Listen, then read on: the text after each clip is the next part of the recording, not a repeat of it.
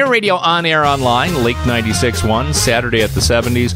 We're talking about the group The Underground Sunshine, a group from around the Madison area, during our Homemade Hitmakers Month on Saturday at the 70s during March. And we're talking with Jonathan W. Little about Underground Sunshine. He was the manager of the band and also a Madison radio legend. When we last left off with Jonathan Little, we were talking about Underground Sunshine's single Birthday and how it grew from a regional single to a national single with a major label deal with Intrepid Records. So here you are, you've got the national contract now. They're ready to release it on a national basis. Basically, it did end up exploding because I don't know if they still had a silver dollar survey at WLS in Chicago, but you got up to number 2 on that, and you ended up making an appearance on American Bandstand. That had to be something. Yeah, in all these cases, I had a network that had developed in the short time that I had been in the business, and so did Charlie Fash, who was the president of Intrepid. He had worked in Chicago. In fact, Charlie Fash was friends with Art Roberts, who was the music director at WLS. So when Charlie Fash and I sat down to do the contract, we began talking about promotion.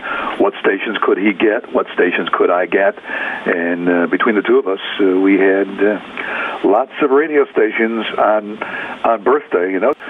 So I called people I knew and said, you need a birthday record on your radio station. People will love it. And they did. It went to 26 nationally. And I think between album sales and single sales, it did something around, something north of 500,000. Did you ever hear from any of the Beatles in regards to the Underground Sunshine version of Birthday? No. I'm sure they just smiled when they got the royalty check. Mm-hmm.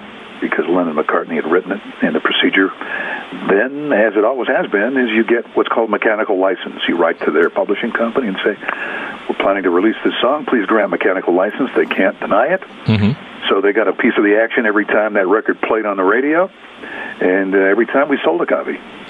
You mentioned that they were on American Bandstand. I had called my friend who had been a disc jockey at WISM, Sam Francisco, at that time, I think, was living in Southern California, and told him about the success we were having, and he said, call my friend. I have a friend who's a producer of the Dick Clark American Bandstand show, and tell him how well the song is doing, and they'd like to have bands on early on before the song is peaked. Right. So I called up, and I think it was on a Monday, and they said, could you be here Saturday? How quick we put it together. The interesting thing that happened, at least for me interesting, because I had always been a fan of Dick Clark when I was in high school. Mm-hmm. I'd run home in the afternoon to watch American Bandstand. Sure. And we were just about ready to record this segment with Underground Sunshine when one of the tape players broke down. Oh, boy. Dick said, after being frustrated and talking to the producer and some other people, he said, okay, we're going to take a break for 15 minutes. They're going to work on it and get it fixed. And then we'll resume. And he came over and sat down next to me and said, you work in radio. So Dick Clark and I had a chance to sit down and have a little 15-minute chat, which was a highlight for me. And that really had to be an incredible experience, knowing that here you had a chance to meet one of the greats in the music business, Dick Clark, have the band you're managing on the preeminent music television show, and all this was happening for you guys. It really had to be a head rush for everybody involved. Well, it really was, and the term beginner's luck was certainly appropriate. Mm-hmm. Because there were not great singer-songwriters in this band. It was the right song at the right time, and radio embraced it. So Birthday ended up going top 30. From there, now that you had a big hit record, the next two things you have to be concerned with is an album, because the label was asking for it, and a follow-up. So what do you do from there? The procedure that was followed by record companies pursuing me and trying to get a record deal was called buying a master. Okay? Mm-hmm. So the master recording of Underground Sunshine was owned by me. Right. And Underground Sunshine, too.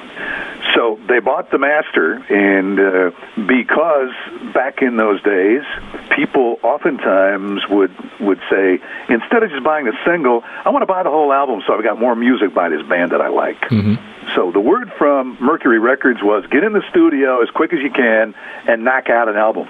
And our response was, we've only got a couple original songs. It doesn't matter.